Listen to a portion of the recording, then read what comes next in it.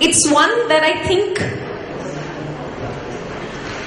makes people smile and cringe at the same time. It's one that throws up the maximum amount of challenges. It is really about talking about organizational change strategies to deliver your retail dream or your retail vision. How do organizations and retail companies manage change and still preserve their brand DNA, their business DNA? That is what we're going to talk about today. And on the panel, we have Bhagirat Jalan, Director Jalans, Mark Ashman, CEO, Hypercity, Rajan Malhotra, President, Retail Strategy, Pantaloon Retail of the Future Group, and of course, our session leader and moderator, Mr. B.S. Nagesh, Founder, Terrain. So can we invite our esteemed panel on stage, who will take us through yet another interesting, but at the same time, challenging conversation, I'm assuming, and give us great insights into managing organizational change and the fine balance between change and what is truly yours.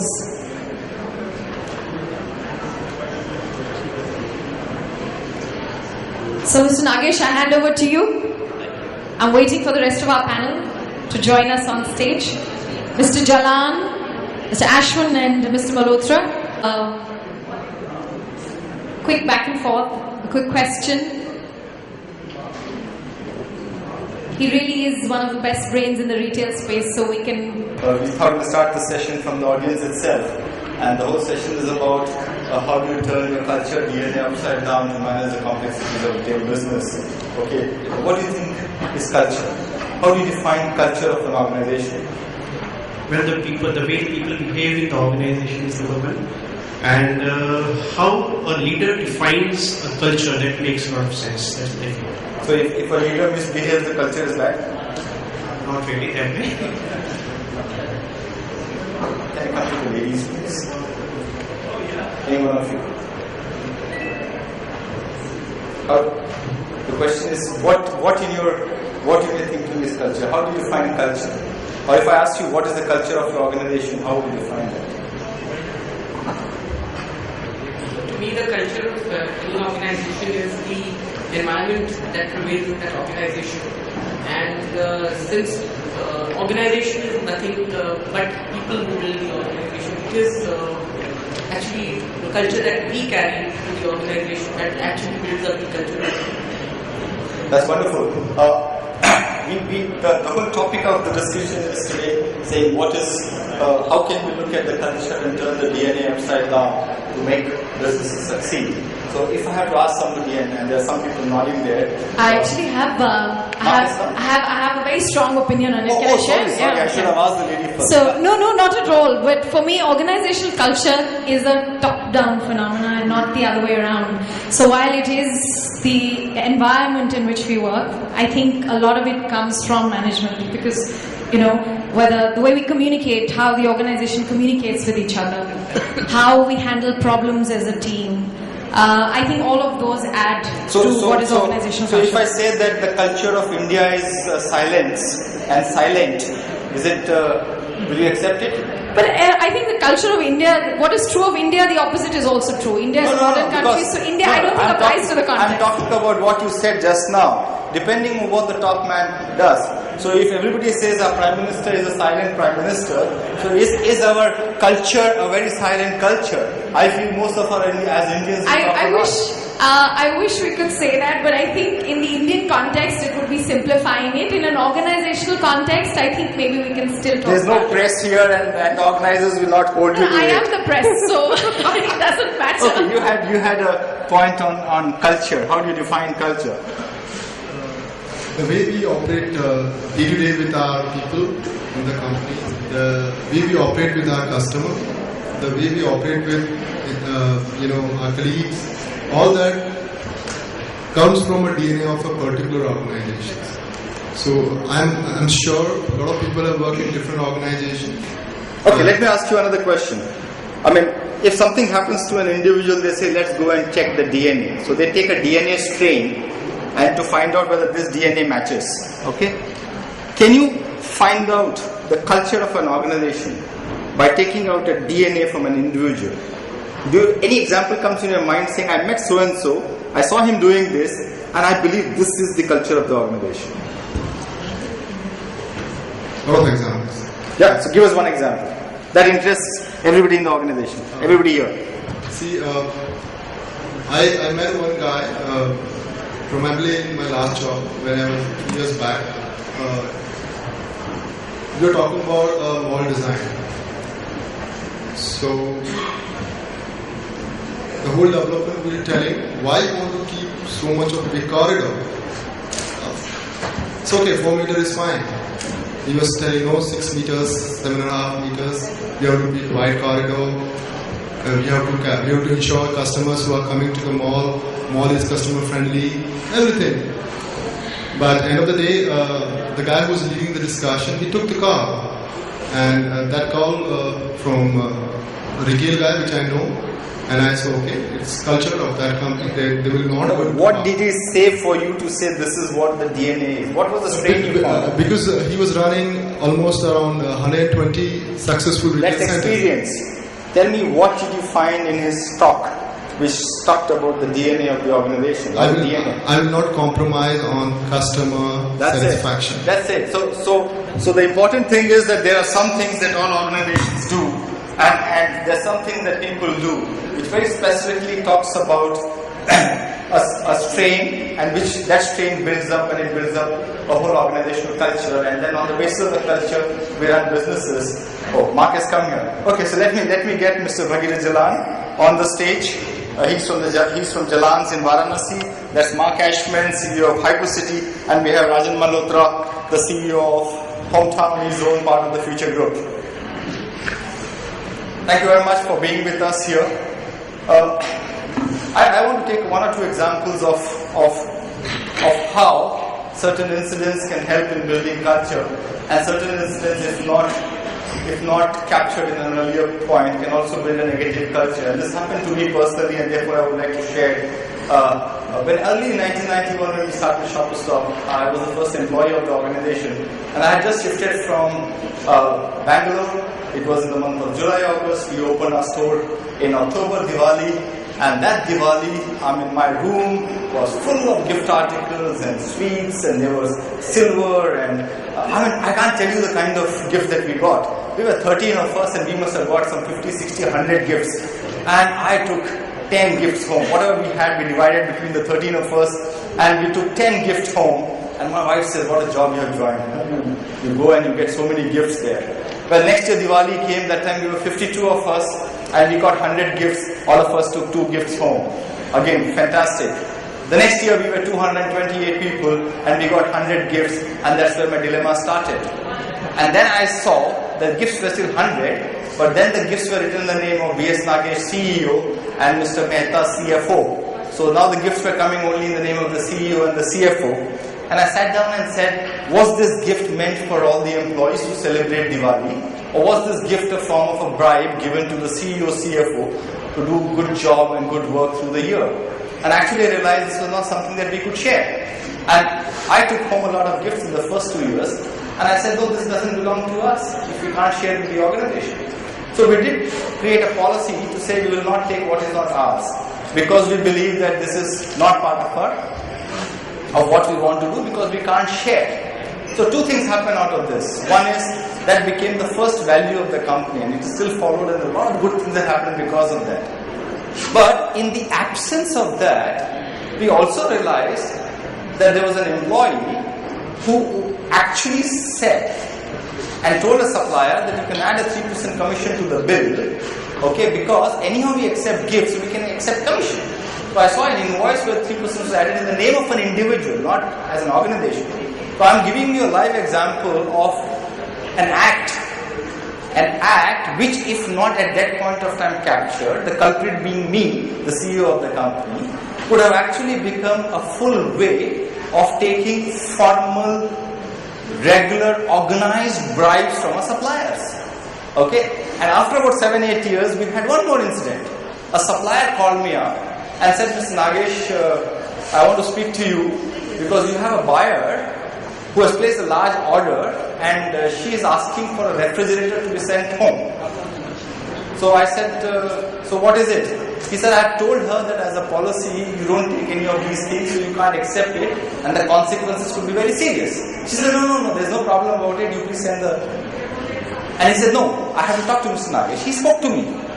And immediately I said, you ask her to go home, we'll send her final settlements there.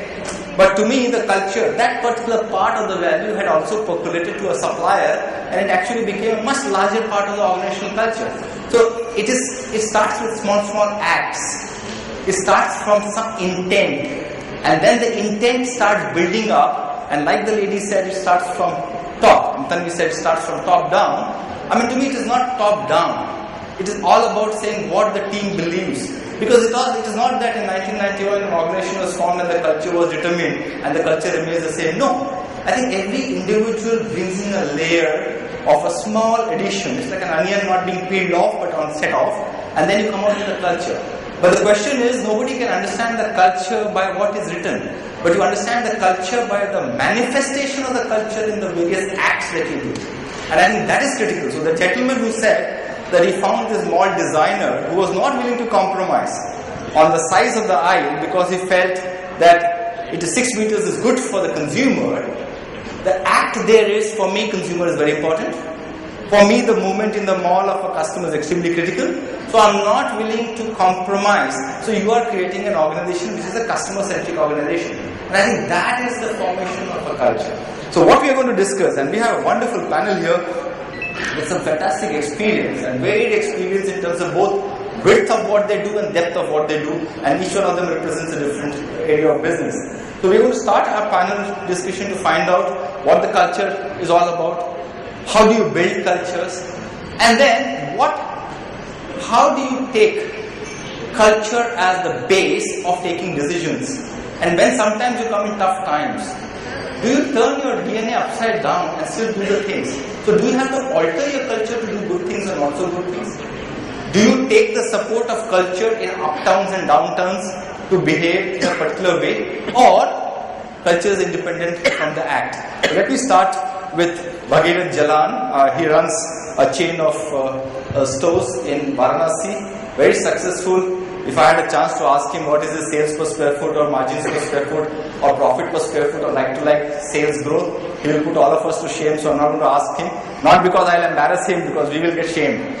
So, but let me ask you, you are the second generation business. What in your opinion is culture? What part of DNA you think has been transferred from your dad, or your family members? And what part of culture are you building? And give us some examples of culture building exercises, what you all do and what you think is a culture and culture building. Good evening, everyone. Actually, I am the third generation. It started with my grandfather. Oh, wonderful. And by DNA, I think, as you said, we mean here is the culture and the core values that we are talking about. So, we think that it's a more inclusive model that we have. That is our DNA, which includes customers, vendors, and our associates like our employees, and also the overall environment. For example, like the inclusive model is the culture, but there are means and methods to achieve that. Like for customers, we have a policy that we try to sell at the lowest possible price and give them the best customer service possible. This is what we are looking for, and we are not very arrogant about it. We write in our stores that if you find anything cheaper than us, do inform us. So we will work on it, we'll talk to our suppliers, maybe we'll change the supplier, but we will try honestly to sell at the most reasonable price possible. We started a brand, like you said, you want some stories. So I'll tell you how we have imbibed the culture.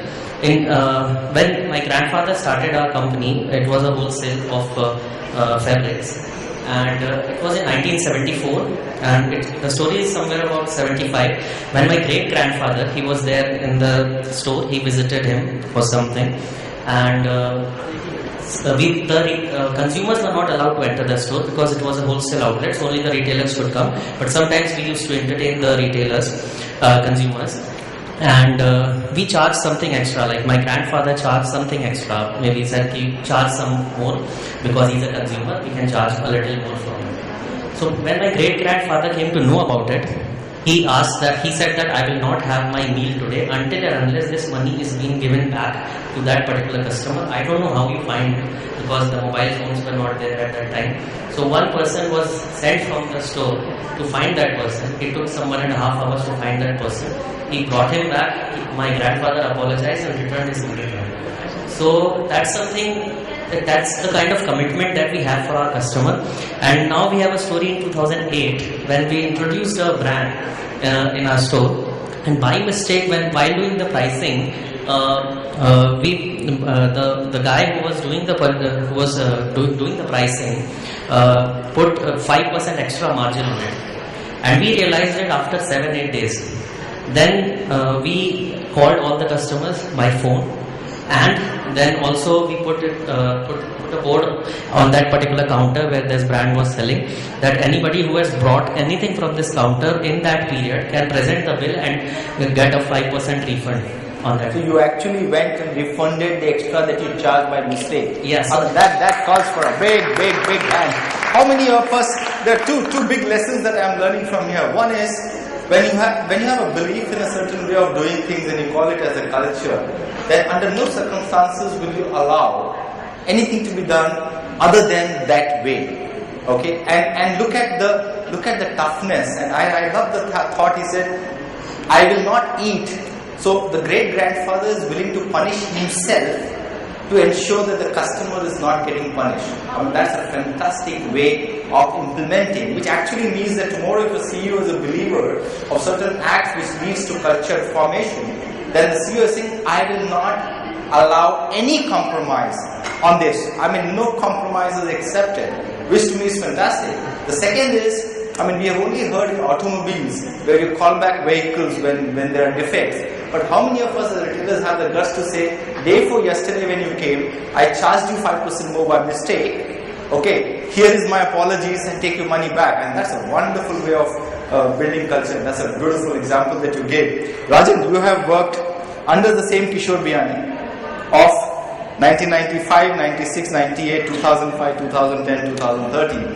And Kishore said in the morning session in public that we have made our mistakes, we have learned, and as we have learned, we have graduated and we moved. And one of the things that Mini asked is that, Kishore, there is an art side of business and there is a science side of business. So you have worked across in the Future Group for so many years. How would you define a culture, not as Future Group but as Rajan? And second is, when you look at this whole transition of 15 years, do you see change in terms of the culture evolving as you grow, as you become big? And I know that all of us have faced tough situations, sometimes failures, sometimes success. But in tough situations and in failures, do you think that people actually alter the culture, alter the values, or the DNA strain goes to a twist?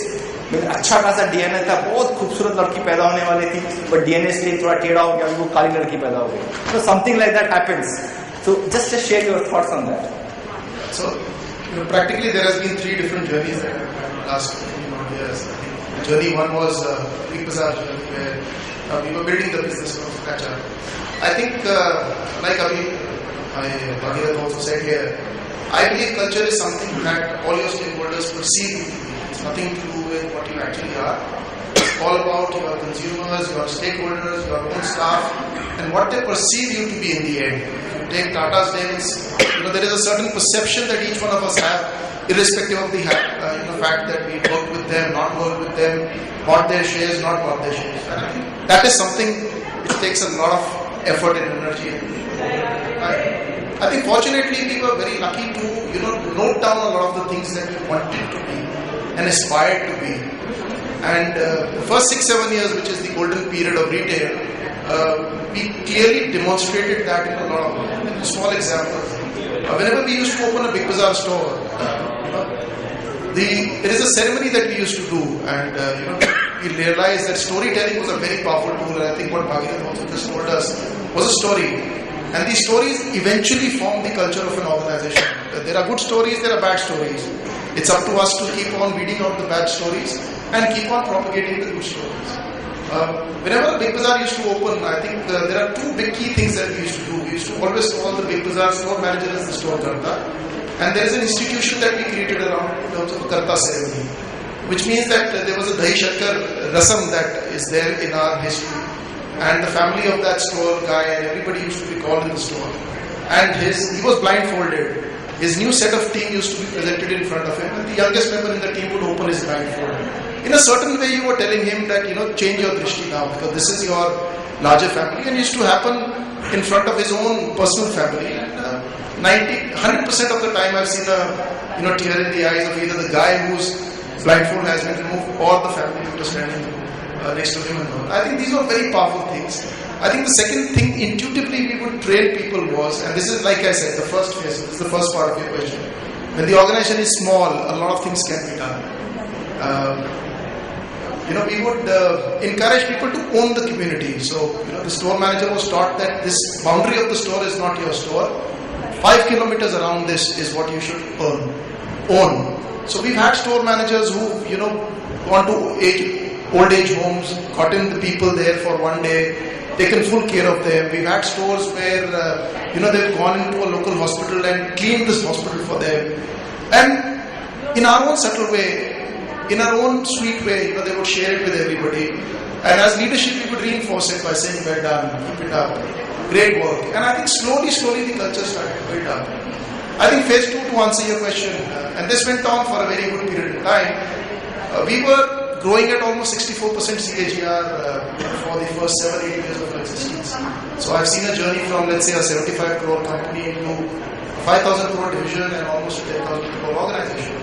But in the same organizations, and I'm now privy to different parts of the organizations, there were again different cultures that were also growing, which were nowhere near the core culture or the parent culture that we were creating. So to answer your question, not very easy to sustain culture over a period of time.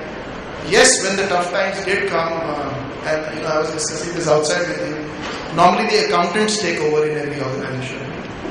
Which means that, from your tea to, all these activities that the store is doing are seemingly extra costs that you need to weed out. And I'll be honest enough to admit that yes, a lot of these things did happen with us also. Like I said, there were different divisions that emerged in the organization during that time, where most of us were not able to give our attention to. And there were absolutely different cultures that emanated there. In fact, there was an organization within our framework which had a very different manifesto than the Indian organization. And the fact is that, we've always pushed back. I've always believed that, business is a manthan. We are maybe the only organization that hires a chief brief officer, because we believe that eventually the first thing that comes to do culture building is your core beliefs. If we can work on that, that leads to certain behavior and that leads to the final outcome of business. So I think it's the core beliefs that we work on, and from our traditions, I think there are a huge amount of these ceremonies or rituals that you create which help you with propagating the culture. Yes, it does go out of the window during certain times, but I think people like us, and more people like us who have been with the organization for a very long time, have this tenacity to push back and tell that this is not it, this is not who we are.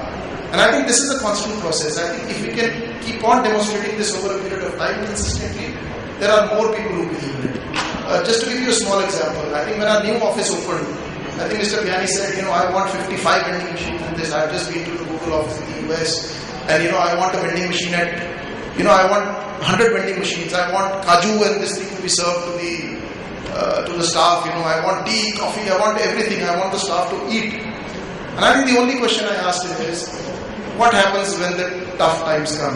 Does the kaju go out of the window? Does the vending machine get shut? So let's do things that we can sustain irrespective of. Having said that, the kaju never got served. The vending machine did go out of the window in the downturn. The tea and coffee did get curtailed. So as an organization, you keep struggling in terms of, maintaining your culture. There is a culture of openness that you have, but you will always have a gatekeeper who will think before he gets a supply partner to you or not. And it's consistently that one has to keep demonstrating and saying that if your culture is openness, the door of your room is always open. In our own sweet way, For example, what I would do is that I never close the door to my cabin. It's always kept open. It's a way of signifying that you can enter my cabin at any point in time. So I think it's all about, and I agree with you, it's all about multiple people believing in something. I think the belief is the first thing that comes in. If you believe in something, have the tenacity of a bull to keep working on it. And eventually there are good stories that emanate in the culture. I think that's wonderful. In fact, I picked up 2-3 statements from your talk. One is about storytelling, and to me storytelling is all about bringing transparency and openness in the organization. To be able to communicate, open way of communication is a very, very strong method of culture building. He also said that I questioned Mr. Biryani to say, is Kaju and vending machine going to continue? Now, his questioning also shows the openness of the organization and the ability to dissent. But the question is, was it Mr. Rajan Malhotra who was able to question Mr. Biryani, one CEO to the other owner? Or is this an organizational culture where you allow people to question? So one of the things that you look at culture building is that whatever you start, I mean, it needs to be ensured that the manifestation of that is right. For example, I know a lot of organizations who tell me, and I've seen it myself also, where we say we have an open door policy. And I asked one person, I mean, your company is an open door policy. He said, yes, sir. I mean, all the bosses have open door but closed minds. So the question is that what is the culture you are building? So it's very, very important to start looking at manifestations of that. So providing care. And he also mentioned about the organization going around and taking care of the community. That is providing care. So care is the culture of the organization. The manifestation of care is serving kajus. Means I want my people to be happy and healthy. But in tough times, not serving kajus ends up in the manifestation saying, now I can't take care. And therefore it hit against the value of the organization. So I think this is very, very typical when you're building a culture-based organization. And Mark, you have worked in UK, in Marks and Spencer and your earlier organization, so you have seen one kind of a culture. You came into India as Marks and Spencer CEO, so you saw the Indian culture and the Marks and Spencer culture, and then from there you came into a private enterprise, and you're seeing this. So what in your opinion is culture? And what in your opinion is the way culture can be built? And is there something called the DNA of an organization? So, Nagesh, thank you. I think another word I think for culture is just personality. You know, I think every organisation has its own personality, as everybody in this room has their own personality. I think the important thing is that personality, that culture has to keep evolving, it has to keep changing. So I had heard somebody earlier talking about, the CEO or the head of the business sets the culture for the organisation, and I think that's, for me, not right. I think that the head of the business or the founder of the business can set out some principles for the organisation. It can have some key frameworks to which everybody should work towards. But how that is interpreted and how those values live and breathe on a daily basis has to be down to the personalities of the people who are in that business. And I worked for many years with Marks and Spencer, and at one level you would say it was a very standardized business, and every store was the same and every business unit was the same. But of course the reality was that was not the case. So the business, the organisation had the same principles, but how they were interpreted and how they came alive on a daily basis was very different at different locations. And so we've all experienced it. You can go to one store where the whole colleagues or the associates in the store are not alive, they're not invigorated. And you go to another same company where the management team and the team working together have a very, very different culture within that. So I think that's one thing that I find quite important. I think, of course, any business can set a number of frameworks and choose its framework. So, for a retailer, it has to be about customer, that's got to be in there. Integrity has to be part of that. But probably the most consistent one for me that I've used over the years, and I really, really believe it, is empowerment. So the most powerful thing for me is about creating a culture where the people in the organisation are empowered to deliver for their customer, empowered to make decisions for the organisation, empowered to actually use the skills and the personality that they bring to work every day. And far too often I see organisations who go out and recruit people for a certain personality, bring them into the organisation, then put them through an induction process that says, these are the rules, these are the regulations, please follow them, etc. So for me, if you can get to an organisation that has some broad guidelines, I'd love the rule book, if there was one, to just say use your best judgment in every situation. Because, all the people who work with us are surviving in the world. They're bringing up families, they're managing homes. So why is it when they come into businesses that we want to believe that we can teach them a better way of doing things? So I think empowerment is really been that critical one for me, that you really try to work hard and develop in whichever organisation that I'm in. I think the question on, what do you do in tough times? Ideally, because this culture of the organisation is allowed to be developed, it's a mosaic, it's changing as new people come into the organisation within a broad framework. Ideally, if it's changing and it's in tune with business today and the customer today, then hopefully you won't actually be surprised with a sudden absolute change in the marketplace. But nonetheless, I think you can still, work through tough times and make tough decisions and still keep the culture of the organisation there. Because if you're having to cut back, if you're having to let people go, then it's the way that you do that, it's the integrity and the integrity that you manage that process. So I think that, Hopes as an organisation can go through that. I think lastly, it can go wrong, and I spent many years with M&S, which had been very successful for many, many years, and then actually in the UK failed to change its culture, failed to adapt its culture, failed to realise that there were many more new and more nimble competitors outside, and that caused the business probably at least 5 years of turmoil, where it had to really start looking at itself and examining how it should be behaving and how people in the organisation should be behaving to combat new competitors and changing markets. Thanks, Mark. In fact, some interesting thoughts which are emerging from what Mark said and other colleagues on the dais mentioned. One is just a quick poll from the audience. How many of you in your organisation have very clearly written down values which lead to culture formation? I see about 20-25 hands.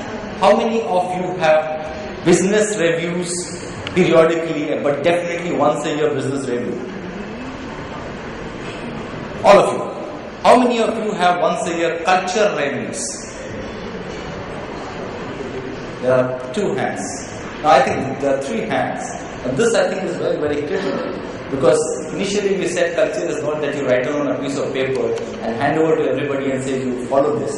I mean, this is something that you keep building. So question is, do you really look back and review as to what's happening to you and your organization as a culture? And one of the things that I want to share on dais is that a few weeks back, we were again talking to some small investors who have invested in retail business. And when I was talking to them to say, tell me what are the reasons that your investee is saying about the failures of the business or success of business, he said, we had 20 stores. When we opened 50 stores, we could not transfer the culture of the organization to the next 30 stores. So what was the issue? The issue was that the good part of the success of the earlier 20 stores was because the owner built it up over a period of 10 years. In every store, he could actually take the values of the business and see that is indoctrined within the people in a very, very formal process. So there was a cultural indoctrination process which he had. But when he opened 30 stores in 3 months' time, over the 20 stores, it actually lost. So a HR head who has joined 1 month back, when I talked about the organizational culture, so the CEO's video was sent, and this was a video which was already used 20 times. The CEO has become older in the video. So you actually look at things. You built a culture over 20 years, and now you're spreading the culture in 2 months' time. So one of the important things is that you have to have methods.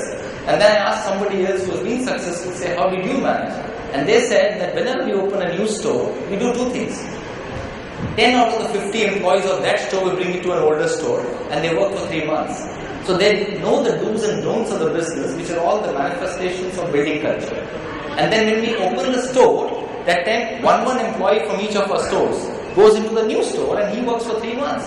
So for him it's like a promotion, it's an incentive that I have been selected from a Borivali store to go to Velachery store in Chennai.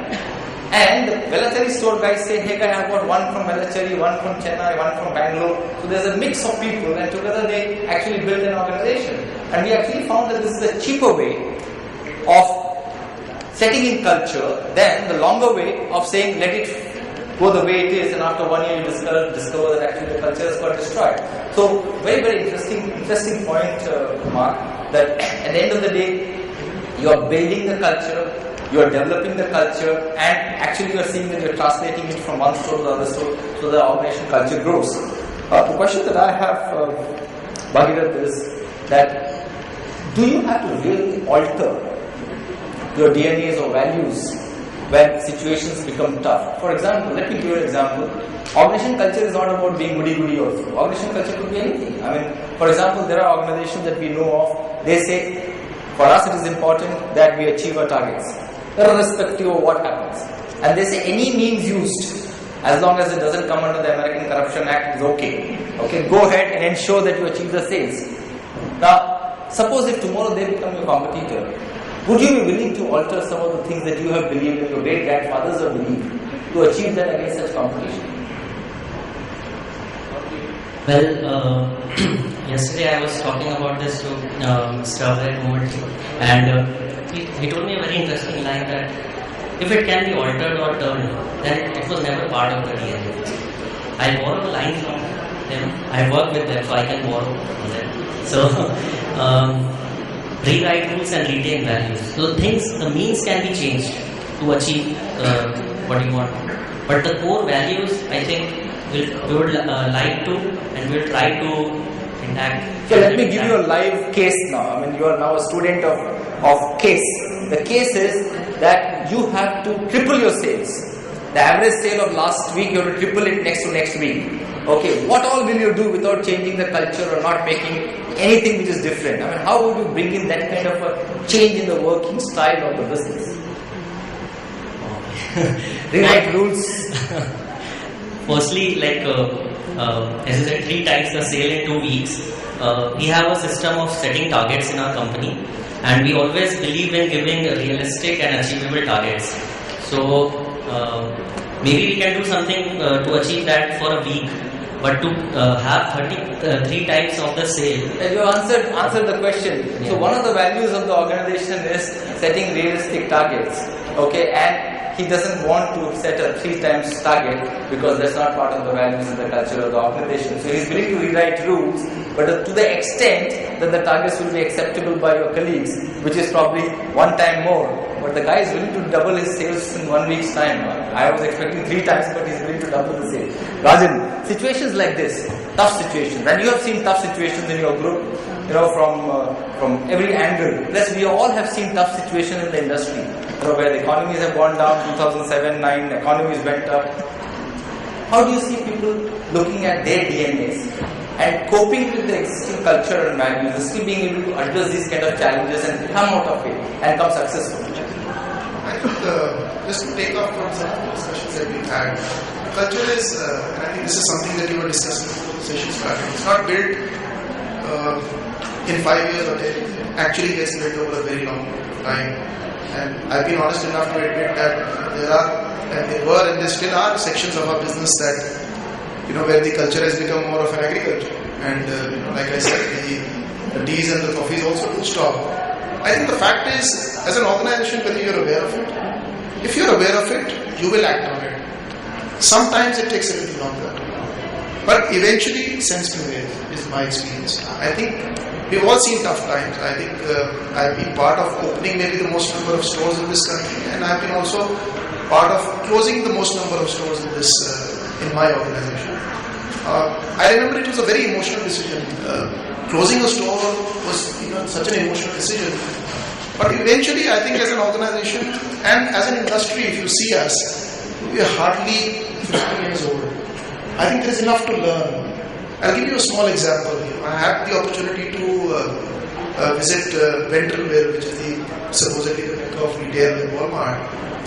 And it was a time when even the US economy was going through a downturn. It was shocking and surprising, but I could see that organization practice everything that I read in their book. it was demonstrated, it was communicated, it was being practiced like a military legend. And I think I came back with this thought that eventually it's all about the people and culture. It has nothing to do with what exists out there in the market. It's how the people eventually react to the market.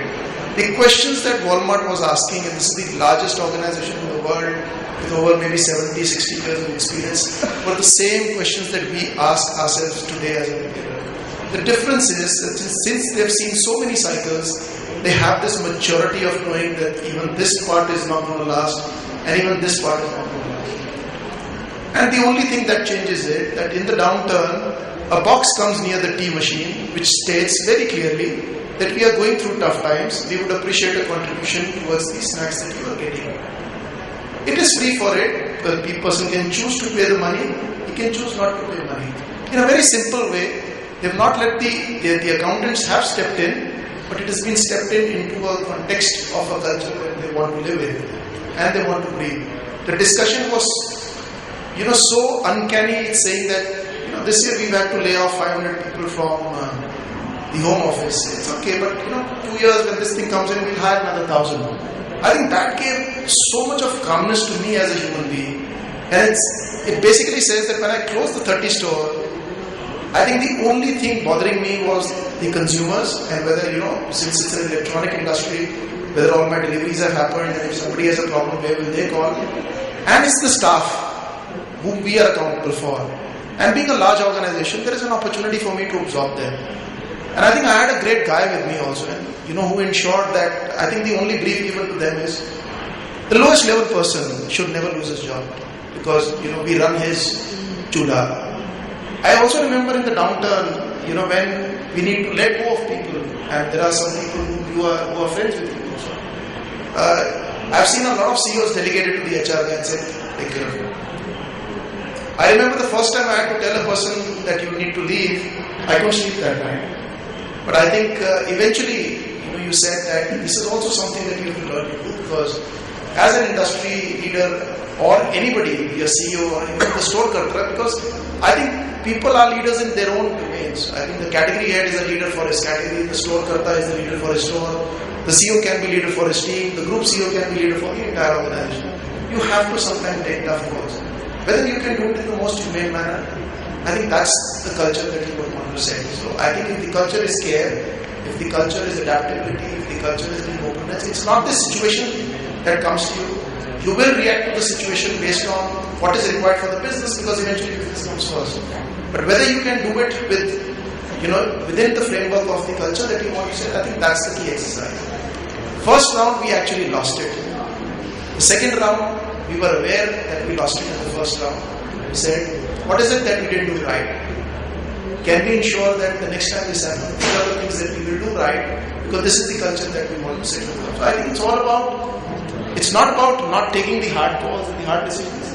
It's about knowing that when you're taking these hard calls, can you call the guy and tell him there's nothing wrong with you?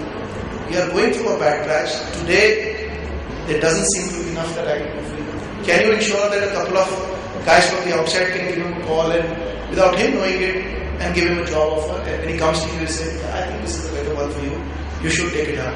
Without him even knowing that maybe he's being practically laid off, but can you give that, can you ensure that in whatever you do, you are practicing and keeping those values that you so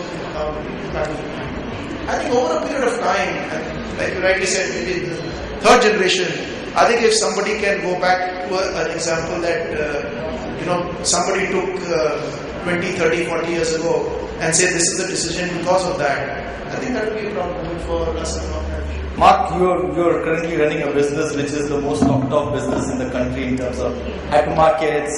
All hypermarkets are going through tough situations, they don't make money, they are in losses, and the benchmark is who makes the lowest loss and not who makes the highest profit.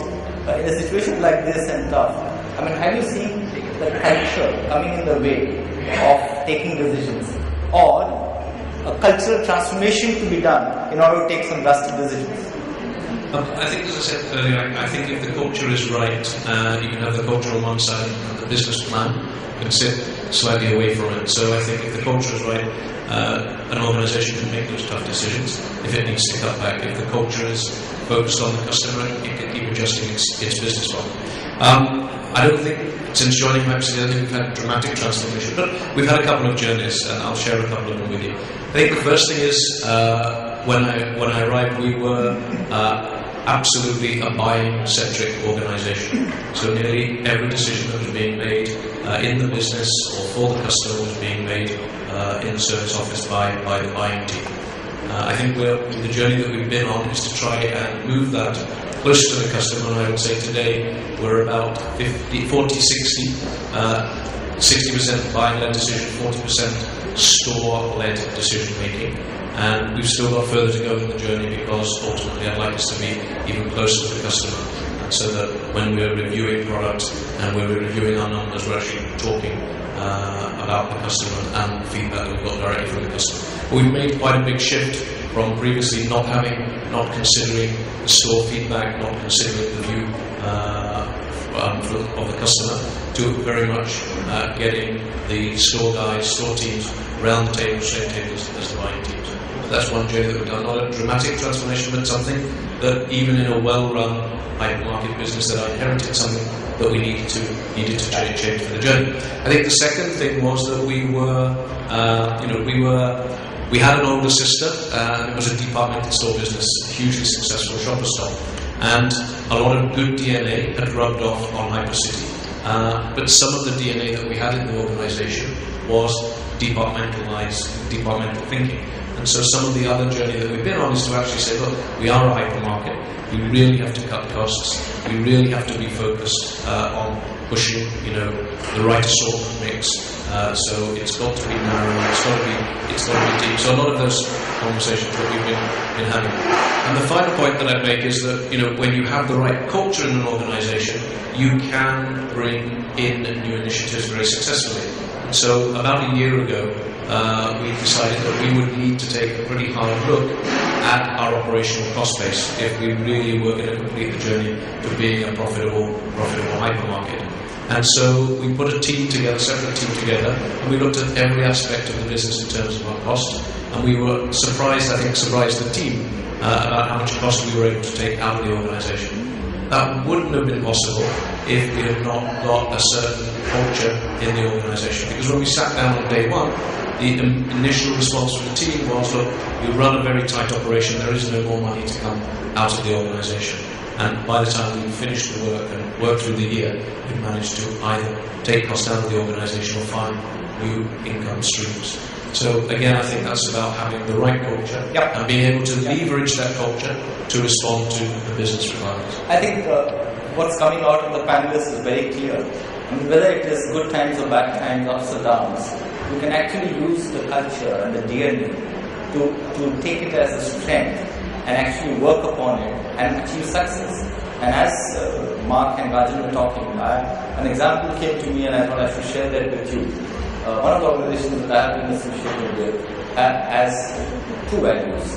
One value is of being fair, and second is to say that every promotion or every growth that will happen within the organization will happen only through performance management system and development centers. Now, this is the yardstick. So which means when you grow, you will grow through performance management system and development centers. A time came when you actually wanted to cut down the number of people or cut down costs.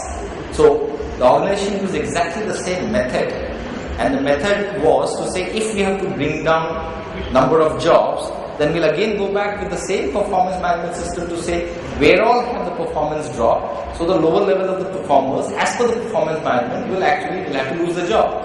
But because one of the organization culture was being fair, and when this message went into the team to say, hey, we may have to cut down so many jobs, the team came back and said, if the need of the hour is to save few crores, then there are two methods. Either we can cut down 20 jobs, or 100 of us can take a 10% cut. Okay, and the method used was that the 100 employees, the top managers of the company, took a 10% cut, and actually the organization achieved more than what they would have achieved when we had this job cuts to be done, with the condition that when you turn around, you'll give back the 10% cut. And it actually happened. So to me, do you need to turn your DNA upside down and change your culture to achieve success during ups and downs? The panel and our belief is no. Because if you can change your DNA every 2 days, then it's not your DNA. That's not the culture that you have. So I think the panel has been very clearly exhibits of the fact that culture is such an important ingredient for building organization, and especially if you're building successful organization. Since we have run out of time, I'll stop the panel discussion here, and I'm sure you will have an opportunity to ask a few questions to our distinguished panel members. And if the mic can be passed on, there's a gentleman who's there. Please tell your name. If you have a specific question, specific person ask that, but ask a question. Please go ahead. Yeah, I'm Sripal, representing an IT company from Bangalore C Square. This is culture. It's a question on culture. Normally we discuss is within the organization as of now, but I've seen the culture extend towards customers and suppliers too. And one of the bad example to take, but then I'm taking it. Kingfisher had a culture of giving luxurious services, and everyone appreciated that culture. And when the bad time happens, everyone behaved. That culture was the culprit. That. And this side, when the vendors were paid, not the first. What's the question? The question is how we ensure, because within the organization, people know it and they will be able to adjust with the culture. And like what you said, 10% cut is possible. How we ensure that the culture is not damaged in the external environment. One good example was that Kaju example. Before taking the decision itself, you can take it. But So nobody takes it. your question is, how do you translate the culture external to the organization? Extended And how do you and maintain maintain it? Anybody wants to take on? So how do you translate the culture to the external of the organization, whether it's suppliers or customers? Well, it's on.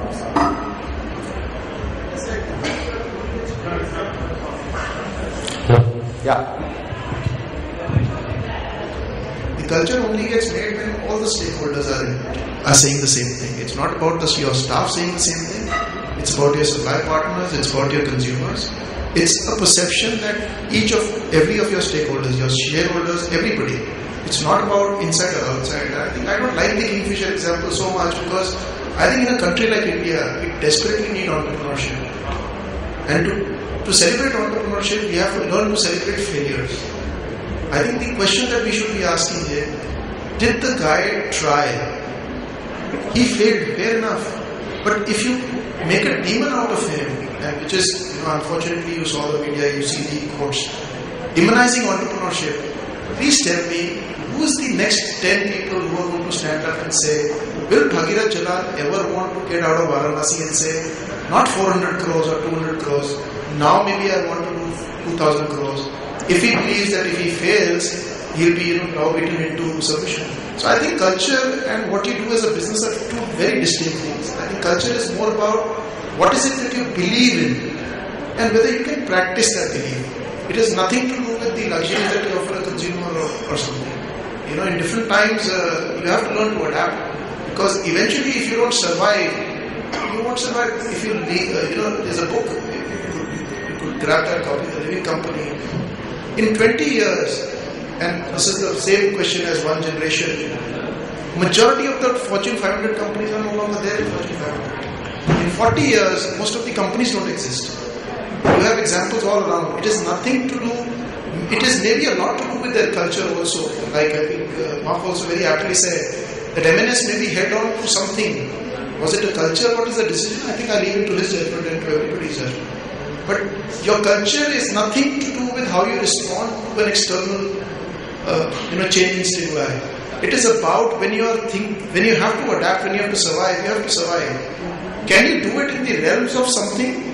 But I'm saying for once that if you cannot, and the question is about your survival, first survive. You can rebuild it consistently again also. Yeah, any other question? Yes, please. Yeah, go ahead. Yes, my name is Dilip Jain, and I'm from Bangalore, from C-Square. Now, there is a culture which was built, which was in the DNA, but as you told Nagesh, as we move forward, layers are coming on that. And over a period of time, you see the culture has changed. Now, if you want to go back to the core, will you go, or like how do we see it? Many times you realize the person, okay, I wanted to see it like this, but it has become like this now. And it could be like, at that time I was one, like maybe a small team, but now the team has become very big.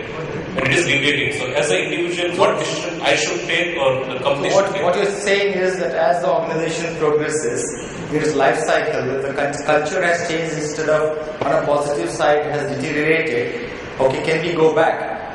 Yes. I mean, basic question I asked the audience was that how many of us do a review of our culture on a yearly basis?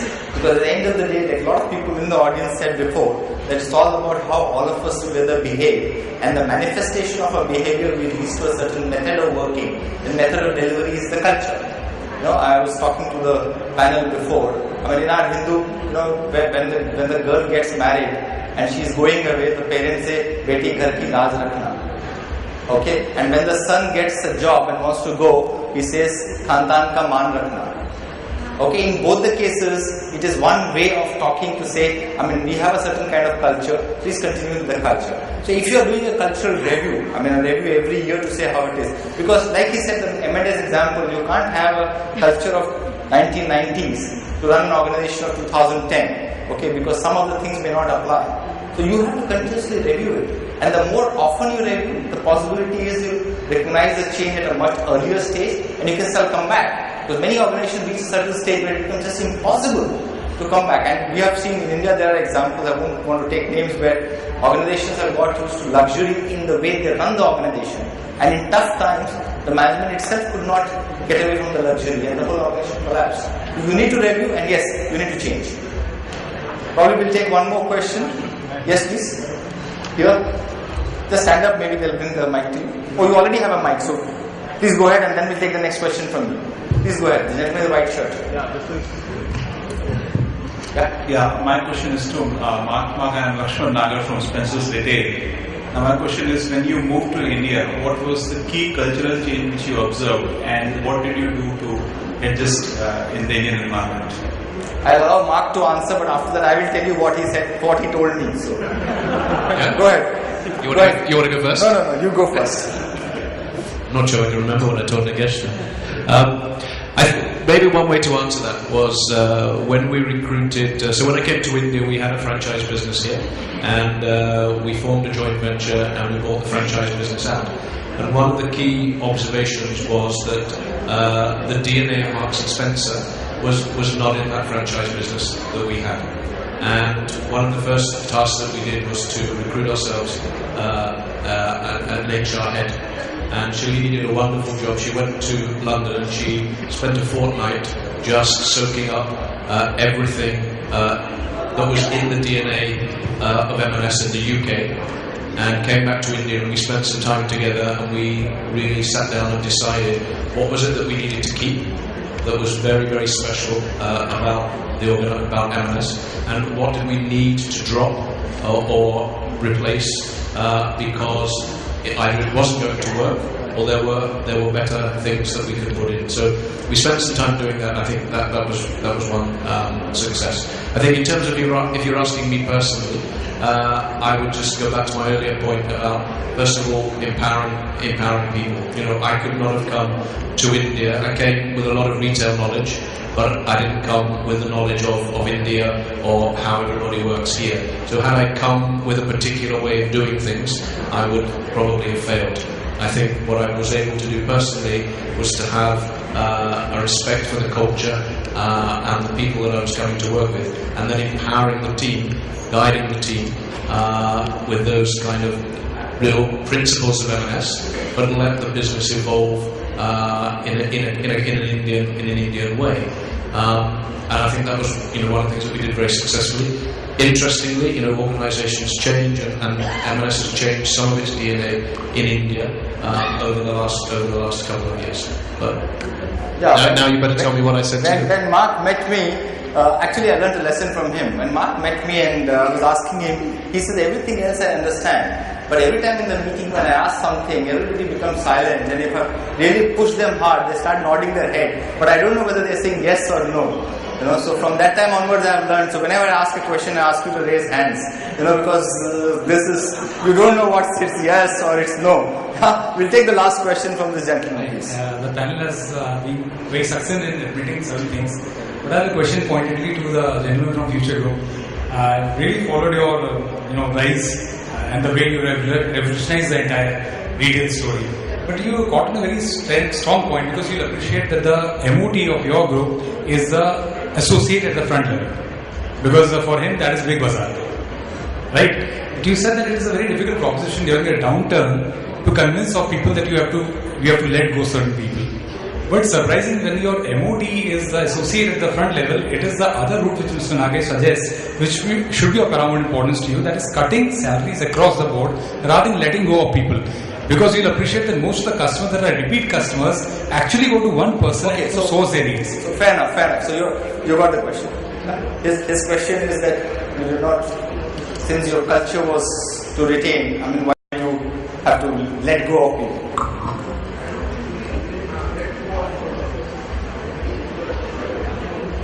He did mention that whatever you do, ensure that people at the lowest level are not hurt.